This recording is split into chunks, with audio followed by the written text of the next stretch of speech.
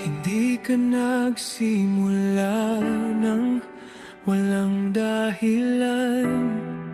May pangarap kang hinawakan para sa pamilya, para sa bukas. May tawag ang buhay na di mo matakasan. Kapag pagod na ang puso at duda'y sumisigaw, alalahanin kung bakit sa landas na to ikaw pumasok. Huwag kang susuko ngayon, malapit ka na.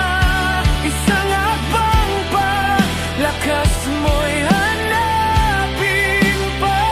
Kung mabigat man ang daan, kapit lang, lumanban, ang tagumpay ay parating. Huwag kang bibitaw ngayon.